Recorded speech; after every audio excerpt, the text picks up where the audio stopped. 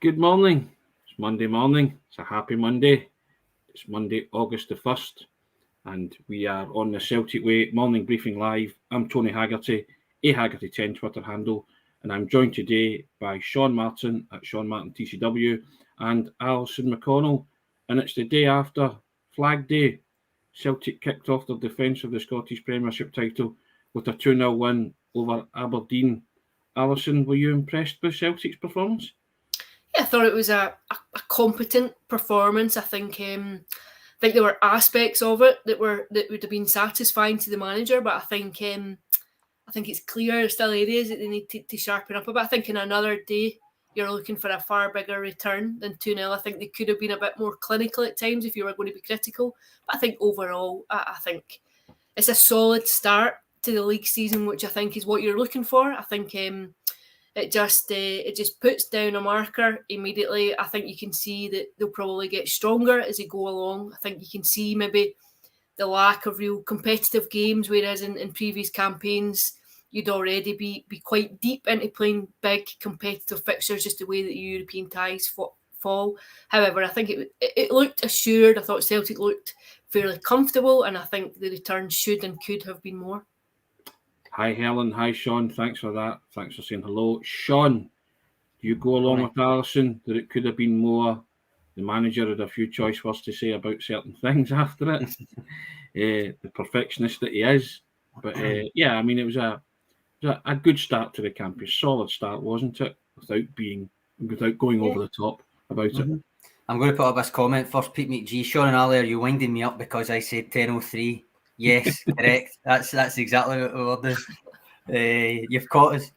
I think I'd probably echo what Alison says. I think it was a dominant afternoon, even though it was only 2-0, and all right, it was an early goal, and then the second goal wasn't until the 70th minute or whatever it was. But I still think it was a dominant display. We'll get into individuals, I'm sure, in a minute, because the second bit of the tagline for the video is obviously who was the real man of the match, implying that Jota maybe wasn't really the man of the match.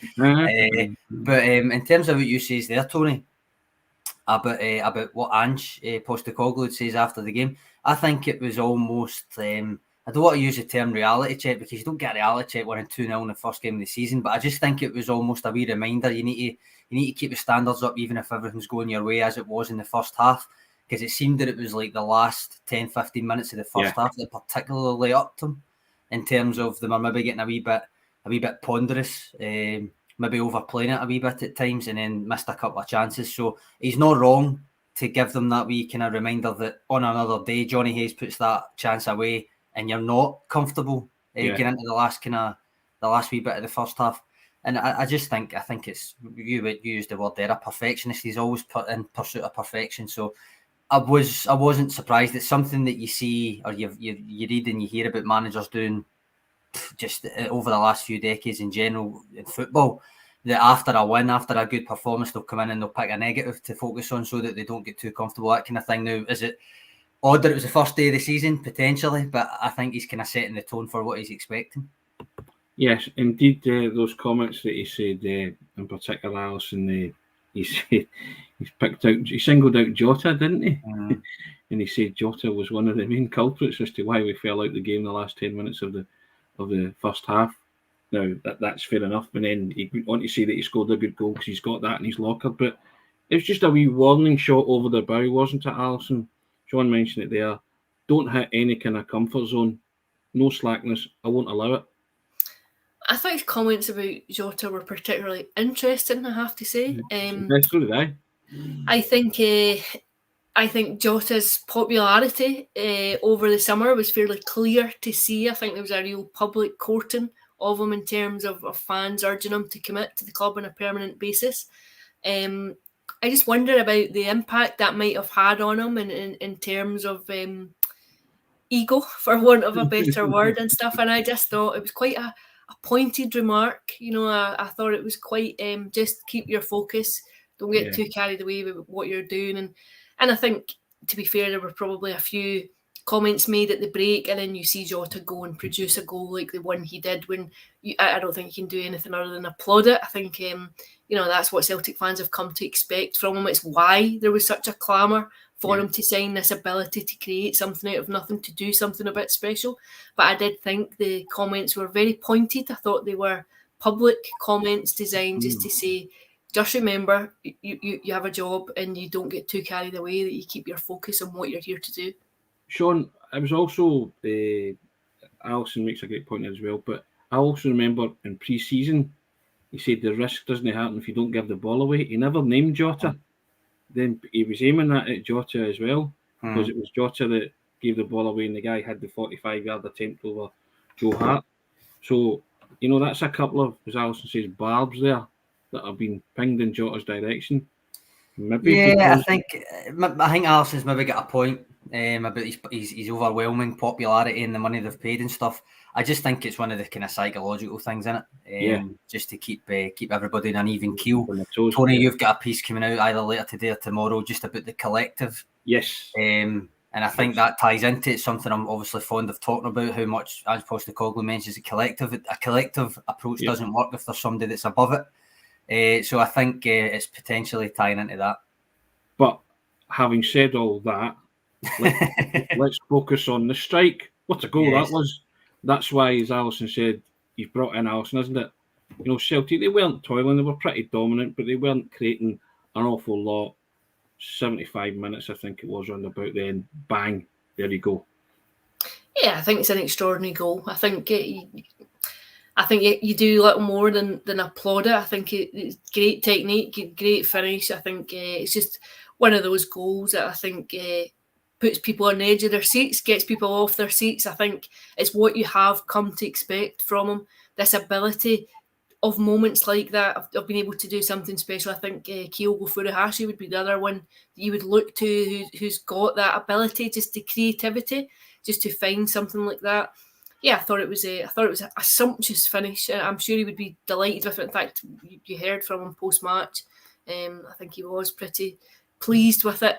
And that's the expectancy now. I think as a campaign goes deeper, I think as a European campaign gets up and running, this is what you're going to expect from Jota on the big stage. This is what you're going to expect on the big games when points are at stake, on the stodgy games when Celtic are struggling to break teams down, and then going into Champions League group stages where the quality is at a level above.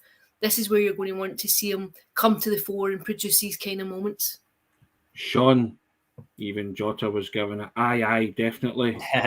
When he was speaking in his after-match interview, he loved his goal that much. He kind of lapsed into kind of Scots speak, the jargon and the kind of accent. So he's learning. Go on. You calling him McJota, Tony? Not quite gone that far, but he was certainly getting into the Glasgow parlance of it all, wasn't it? Aye, definitely, and all that kind of stuff, which the Celtic supports laptop, it went kind of viral on social media. But we all know what he's got in his locker, and maybe barbs was a strong word, but it is kind of, Ange did mention it, which a lot of people picked up on. Just say keep grounded, and it's that hard work and that collective that got you the success last season. You need more of that because in order to defend your crown. So just don't get too high and don't get too low, but don't, whatever you do, hit any kind of comfort zone. But I mean, that was a tremendous strike, Sean, you have to say. It was. There's no taking away from the strike, and I think I was looking at the stats and stuff, and one of our columns, James Daly, kind of put it in my head as well on Twitter yesterday. That's his first in the league from out with 18 yards, and it was his 35th attempt from outside 18 yards. So take it from that very well. Interesting. That's very interesting. Yeah.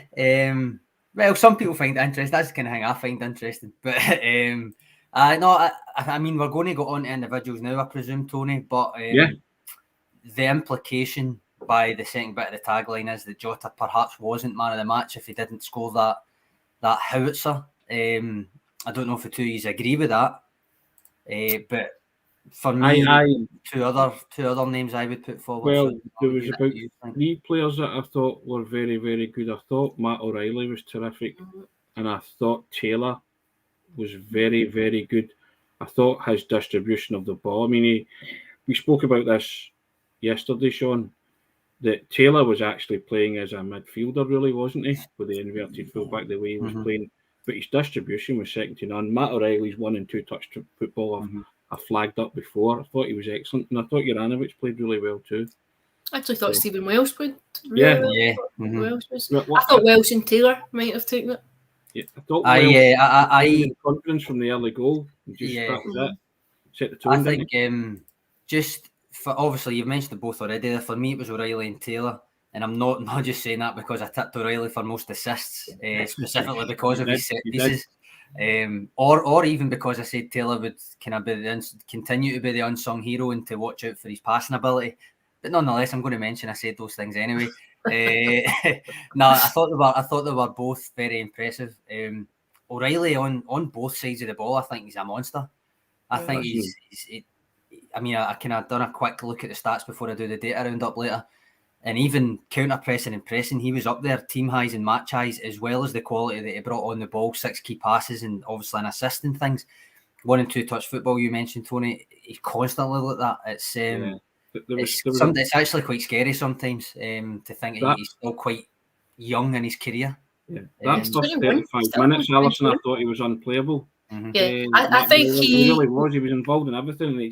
I think he'll be a real key player this season. I think you'll see a lot of Matt O'Reilly. I think you'll be talking a lot about Matt O'Reilly. I think he's a very elegant footballer. I think he has a real athleticism, a skill, but he moves the ball very quickly, which I think is key. I think if you look at really good teams, it is always what you can do with 1 and 2 touches rather than the 3 and the 4. And I think his decision making is largely very good. The wonderful thing about Taylor as well, Sean, I know you like your Greg Taylor, but Taylor has responded the way you would expect a footballer, that somebody has been signed in his position and it's a kind of, battle for the jersey. Taylor was outstanding yesterday and is just knuckled down, but yesterday he came to the fore in terms of his distribution. And I've always, like yourself, I've always flagged up the fact that he's a terrific passer, but he was getting the ball from Welsh more or less all the time and just making things happen. And the amount of times Taylor actually started moves yesterday, if you check it back and maybe get the stats for that, was pretty frightening, pretty incredible. Because you got the ball. Yeah, I mean, he comes out with Haggerty, would give it to Minder, or he would give it to O'Reilly, and then things would happen from there. But that's what he's embraced that since last season. I mean, he's been embracing that inverted role, and that's why I kind of keep saying about he's keeping an eye on his passing ability, because it has been progressing as he's been progressing. Yesterday, I thought it was particularly good. Yeah. Statistically, I think it was only like 85% success rate with his passing, which is still good but not exceptional. But I would argue that's because he was trying the riskier pass as well. Yeah. Sometimes they don't go to the intended target, but you can still see why they were playing it. Haggerty's one that also maybe his passing accuracy is maybe down a wee bit sometimes, but it's because he's trying those riskier passes. And I think that applied to Taylor yesterday. I think he had a really good game, especially in the, as you say, the central areas. I said in my kind of my personal 7 Celtic kind of talkers before the season that he would continue to be the unsung hero, and that he might even return to Whitton boy status somewhat because there's a viable alternative there now. I think that's the best kind of start that he could have made to that, and also people are saying he had a really good game without the caveats that usually apply when it's Greg Taylor, like, actually had a good game, or for Greg Taylor that was a good game. None of that's been applying because I think people are appreciating what he's actually bringing to the team as well now. And Stephen Welsh, who the manager said was important to the team, but nobody's more important than anybody else. But, there was speculation with Toulouse, Alison, supposed bid of $3.5 million, but he's come in because the manager trusts him to do a job, and within 3 minutes he's got Celtic off to a flyer. And it's a brilliant header because he's just kind of walked away from the defence, the Aberdeen defence, and it's all about, as you say, Matt O'Reilly's delivery. But he's walked off 2 guys and he just glanced at, knowing that any kind of touch takes that in the net. Yeah, I think as well, there's probably an element of confidence that comes from knowing the club wants to keep you, from knowing that you're wanted, that you've got a role to play. I think he's improved tremendously across the last 12 months. I do think the injury to Carl Starfelt probably played a part in the decision too, of the manager saying, look, we don't have a huge amount of depth. It makes sense to stay. But I think he was always going to start yesterday. We spoke about it last week. I don't think there was any great surprise that he started. I thought it was a very solid display. I thought he'd done quite well carrying the ball out of defence too at times, almost like a sort of Chris Ayer role, reminiscent a bit of just like trying to bring the ball out. I'm sure he'll be delighted with the goal too. I think 3 minutes into a game and into a season when you're making your mark like that. But I think what you're seeing just now is a young player who's done a lot of good things in terms of clearly listening to what's been asked of him, working on what's been asked of him. And I think what you're seeing is an element of confidence that comes from replicating that then in a first team environment. I'd agree with that, Tony. I think Welsh had another good game. I think what Alison says there about understanding what he's been expected to try and expected to do is a massive part of it, because I think he was actively in pre-season and now brought it into the competitive games, making sure he attempts some kind of progressive passes when the chances arise. Yeah. Case in point, the kind of stuff you were talking about there, Tony, linking up with Taylor and Haggerty in particular. Yeah. Statistically, he had more passes into the final third than O'Reilly did. Well, there you go. Which I mean, I know you think Welsh starts further back. O'Reilly is higher up the park, but final third. So I'm talking about the actual danger area. Welsh had more passes in at the final third than O'Reilly. He was behind Jota by just one. So I think that kind of is a case in point for how much he's trying to adapt to what's expected as a centre back. I think that actually goes underrated, and this is why I was kind of saying about Maurice Jens, for all his talk of saying that he models his game on Leonardo Bonucci and stuff. He's never really had the chance to show it, so it could go one or two ways. But having that responsibility as a Celtic centre back is something that it is a massive burden on your shoulders game by game, because you see so much of the ball. There are still ways in which he can improve defensively, Stephen Welsh. I think positioning, I'm thinking, and maybe allowing players past him, for instance, stuff like that. But it was very much a big performance from him yesterday. Yeah. Or as Matt O'Reilly called him, meathead. He looked very composed when he strolled forward with the ball, and that's the first time in a long time. I mean, the pass he played against Legia Warsaw that we'd highlighted earlier, when he broke the lines with that pass and Haggerty ended up giving it to Maeda. Yep. But Narcotic said I thought that too, that he was, he looked very assured, let's put it that way. And I wasn't, previously when Welsh came forward with the ball, I was kind of like, just give it to somebody or do something. Whereas yesterday there was a confidence about him. I wouldn't say he was strutting about on the park, but you can see that, you can tell when, as Alison flagged up there, the players' body language changes, that they are confident in what they're doing.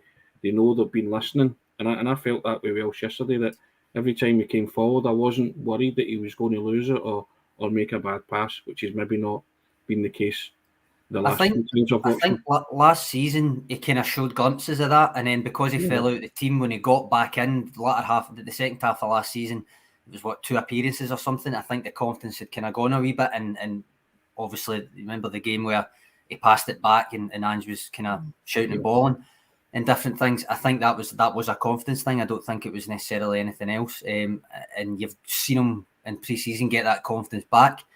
How much game time he gets will depend on how he plays in maybe the next game or two. If Carl Starfelt's not quite ready, we don't know that yet. I mean, he is back in training, but it almost makes it easier for Ange Postecoglou if Welsh is playing well while Carl Starfelt's returning from injury, because you don't need to rush him back.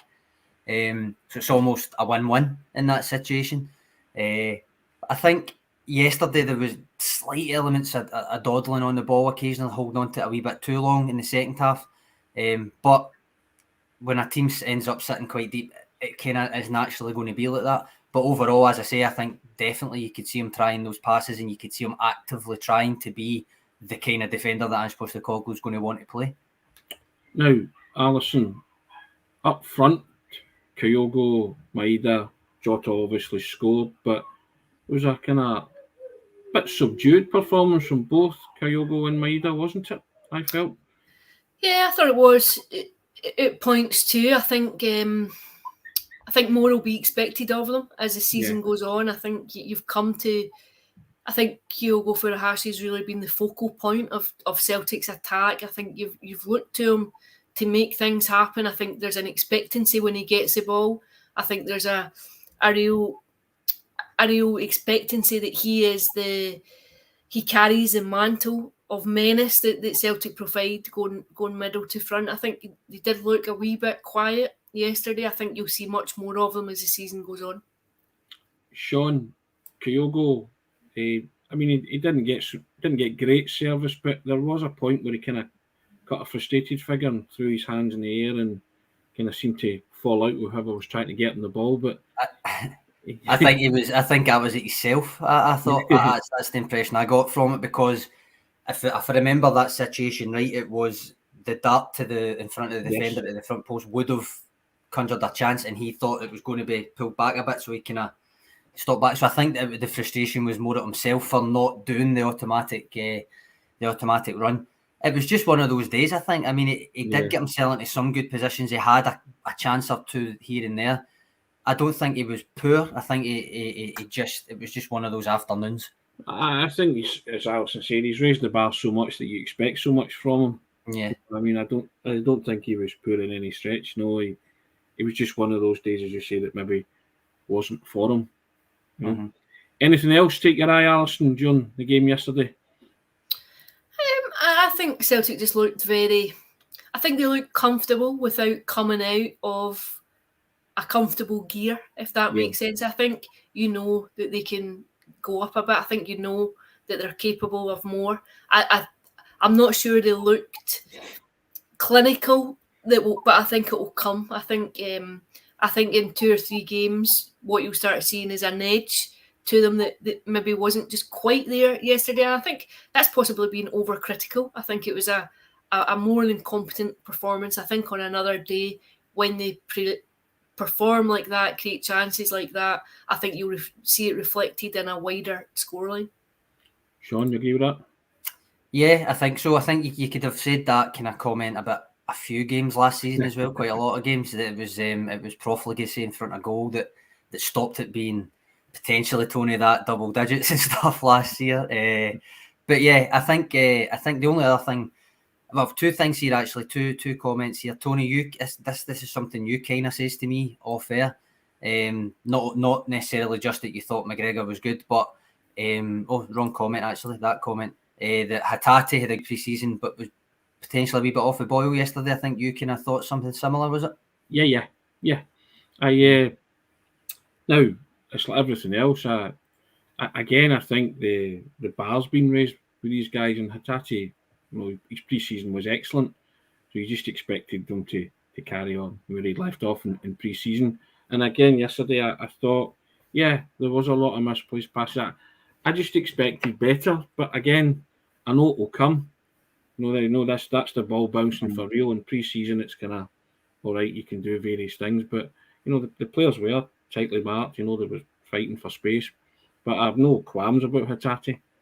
I just thought he was off it yesterday, and it happens. Kyogo was off it. It happens. Maida was a bit off it. It happens. It's no big deal. It's not a criticism. It's more an observation than anything else, because you're that used to them being prominent in the game.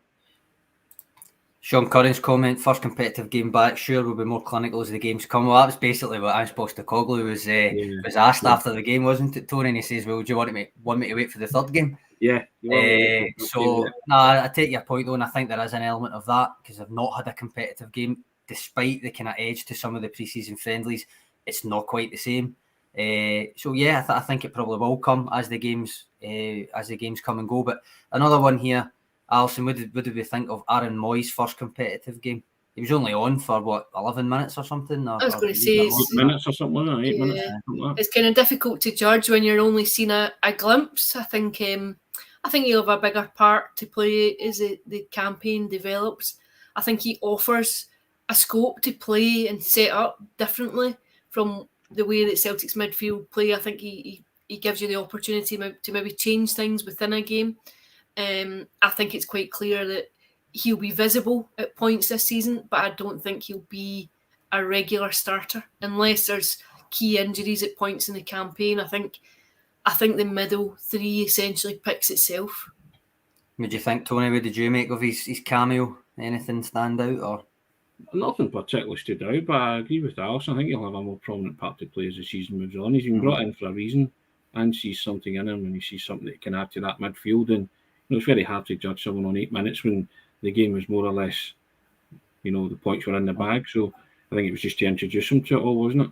So I think so. I mean, I think he still looks quite rusty in terms of fitness. Yeah.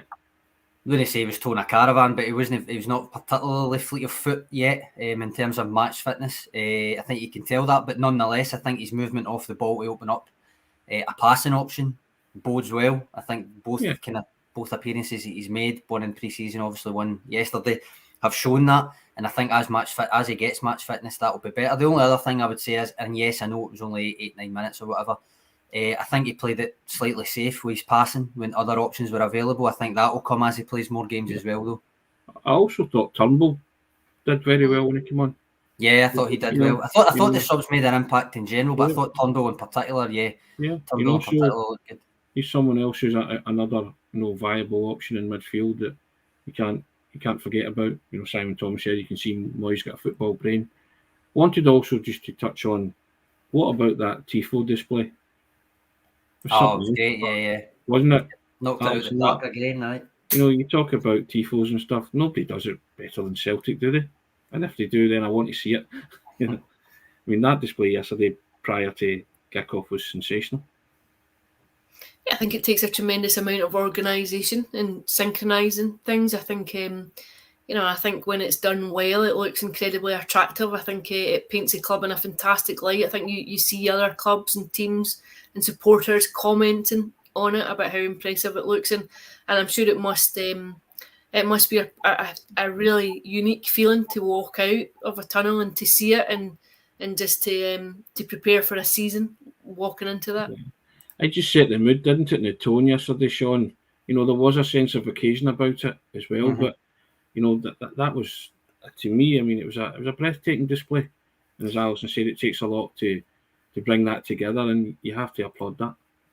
Yeah, it was. It's and Alison's right. You mentioned a lot of effort goes into it because it really does. And it's when you think the whole stadium's involved, the whole stadium's not involved in planning and putting it in place. So the groups that get involved in that deserve the credit for it when it goes off without a hitch like that, because it's obviously not easy.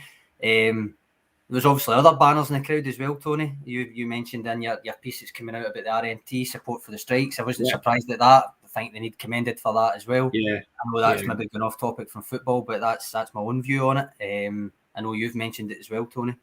Yeah, I mentioned it in the piece that's coming out, just kind of linking it to football related stuff. So yeah, about the Celtic collective basically. But yeah, you have to applaud that and applaud the guys for making it, as I say, it was the kind of consigning of last season's championship to the history books, but they did it very well and then got on with the business of trying to retain their crown, and it was just, it was something to behold, and I think everybody that was there will remember it for a long time, just like they did the Barcelona Tifo. Yeah, that's the one that actually came into my head as well, Tony, that Barcelona won the 125 years. And when everybody, and I make this point in the piece that's coming out, when the stadium, the fans, the management, the players are all together, it's quite a powerful thing. I've not seen any suggestion they are going to do this, but I remember with the 125th one, Celtic, the club had it was almost like a panoramic thing, interactive thing that you could zoom in and see what part and all that kind of thing, which I thought was good, and I don't know why they've not done it again since then, but and I don't think it's going to happen for this one either, but I remember that. You're mentioning, Tony, about the kind of comparison with last year. Tim and on maybe summing it up 3 points better off than this time last year. Yes, indeed. I think another comment I said Celtic are top of the league. I happened to mention it was a throwaway line yesterday. I said 1 down, 37 to go, Alison. I'm sure Ian Crocker said the same at one point. But yeah, that's the way they go, isn't it? That's the way your life's played out in seasons, isn't it?